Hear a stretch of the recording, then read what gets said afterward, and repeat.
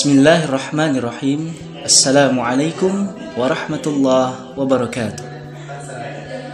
Alhamdulillah, wala hawla wala quwwata illa billah. Wassalatu wassalamu ala rasulillah wa ala alihi wa sahbihi wa man wala, amma ba'du. Puji dan syukur kehadirat Allah subhanahu wa ta'ala yang telah memberikan kita nikmat, beribu-ribu nikmat. Nikmat jasmani, nikmat rohani, nikmat keimanan, sehingga kita masih bisa istiqomah menjalankan ibadah puasa sampai pada hari ini. Alhamdulillah, summa alhamdulillah. Salawat teriringkan salam tak luput mari sama-sama kita curahkan kepada baginda kita, Nabi besar kita Muhammad sallallahu alaihi wasallam, yang telah membawa umatnya dari peradaban zaman, dari zamannya jahiliyah hingga ke zamannya Islamiyah. Ma'asyiral muslimin rahimakumullah. Qala Allah Ta'ala fi muhkami tanzilihi.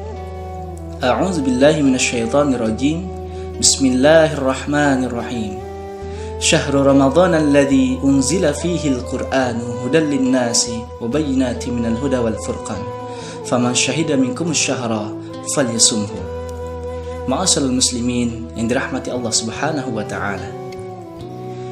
Pada ayat ke-185 surah Al-Baqarah ini, yang artinya bulan Ramadan adalah bulan yang di dalamnya diturunkan Al-Quran sebagai petunjuk bagi umat manusia dan penjelas bagi petunjuk-petunjuk itu dan pembeda antara yang hak dan yang batil. Dan barang siapa di antara kamu berada pada bulan itu, maka berpuasalah. Maka ada dua perintah, ada dua keistimewaan di sini di dalam bulan suci Ramadan, yaitu yang pertama diturunkannya Al-Quran, dan yang kedua diperintahkan bagi kita untuk berpuasa. Sobat PPI Dunia kawasan Timur Tengah dan Afrika yang dirahmati Allah Subhanahu wa taala. Ramadan adalah bulan yang sangat istimewa. Ibadahnya pun istimewa. Karunia-Nya pun istimewa. Namun ada satu hal yang sangat istimewa yang akan Allah berikan keistimewaan ini kepada orang yang menjalankan ibadah puasanya selama di dunia, yaitu keistimewaan ini tersampaikanlah lewat hadis yang diteruskan oleh sahabat bernama Abdurrahman bin Sakhar atau yang lebih dikenal dengan Abu Hurairah, tercantum dalam Sahih Bukhari Kitabus Siyam nomor hadis ke-38. Maka apa bunyinya? An Abi Hurairah radhiyallahu anhu anin Nabi sallallahu alaihi wasallam qala, man shoma ramadhana imanan wa ihtisaban ghufira lahu ma taqaddama min dhanbihi. Wa man qama lailatal fajri imanan wa ihtisaban ghufira lahu ma taqaddama min dhanbi.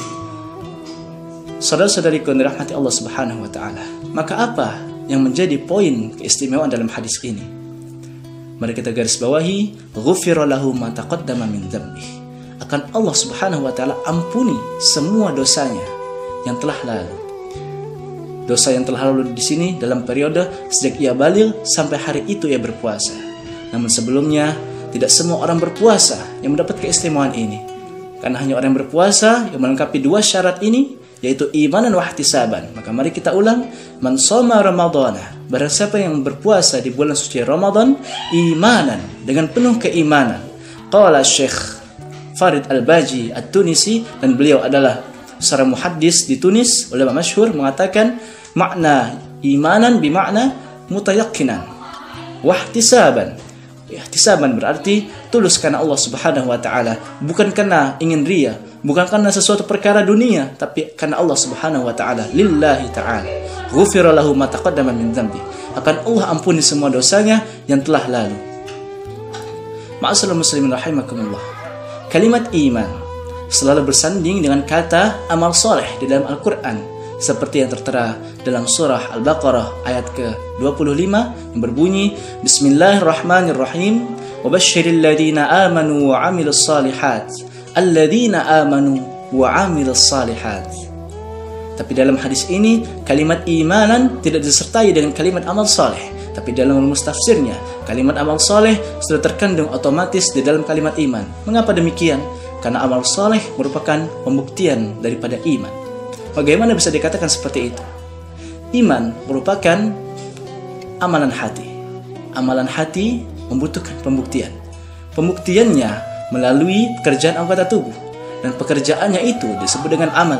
karena ia disupport dengan cahaya keimanan, maka semua yang disupport dengan cahaya keimanan itu yang berhubungan dengan anggota tubuh kita akan mengarah kepada yang baik-baik. Maka yang baik dalam pandangan Allah disebut dengan soleh.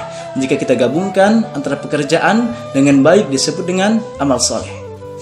Orang beriman, maka semua cahaya yang ada dalam hatinya akan membimbing seluruh anggota tubuhnya untuk mengerjakan amal soleh. Maka jika kita gabungkan, man shoma ramadhana imanan wa ihtisaban ghufira lahu ma taqaddama min dzambi. Barang siapa yang berpuasa pada bulan suci Ramadan dengan penuh keyakinan, dengan penuh keimanan, dan bukti kuatnya penuhnya iman itu dengan banyak mengerjakan amal soleh dan dengan tulus ikhlas karena Allah Subhanahu wa taala, maka Allah akan mengampuni semua dosanya yang telah lalu dalam periode sejak ia balik sampai hari itu ia berpuasa. Namun ada keistimewaan lain yang disebutkan tercantum dalam kitab Maqasidus Shaum karangan Sultanul Ulama Syekh Izzuddin bin Abdussalam. Dalam kitabnya disebutkan ada 7 keutamaan atau keistimewaan puasa dalam bulan suci Ramadan. Satu di antaranya adalah raf'ud darajat.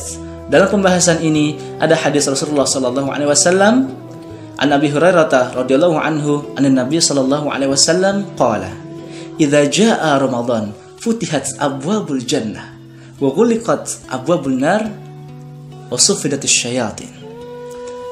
Maka yang akan menjadi pembahasan kita pada kali ini adalah yang sangat terpenting, futihat abwabul jannah. Maka datanglah pendapat dari Syekh Izzuddin bin Abdussalam tersebut, amma taftihu abwabil jannah fa ibaratun an taktsirit ta'at al-mujibah li fathi abwabil jinan. Maka apa artinya? Adapun ungkapan mengenai dibukakannya pintu-pintu surga sebagai ungkapan mengenai bahwasanya sesuai dengan kejadian yang ada, banyak sekali orang-orang yang meningkatkan ketakwaannya, meningkatkan ketaatannya kepada Allah Subhanahu wa taala, seakan-akan pintu surga terbuka para saudaraku sekalian. Maka sangat besar kesempatan yang Allah berikan, tawaran yang Allah berikan kepada kita. Maka bagaimana kita yang memanfaatkannya, yang menjalankannya di bulan suci Ramadan ini. Bulan suci Ramadan sangat singkat, dosa kita amatlah banyak. Namun semoga dengan kita mengerjakan 2 hal ini, imanan wa ihtisaban, mari kita cek puasa kita.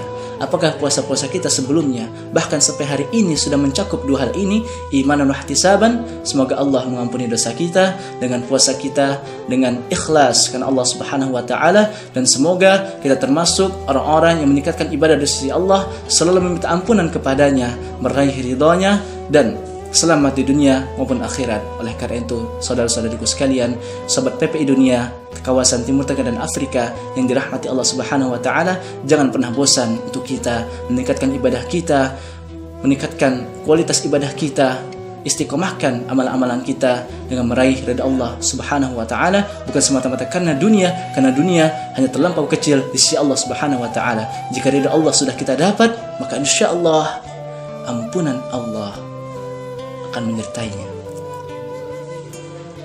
Wallahu ta'ala alam bisawab. Kurang lebihnya saya mohon maaf. Billahi taufiq wal hidayah wa ridha wal inayah. Wassalamu alaikum warahmatullahi wabarakatuh.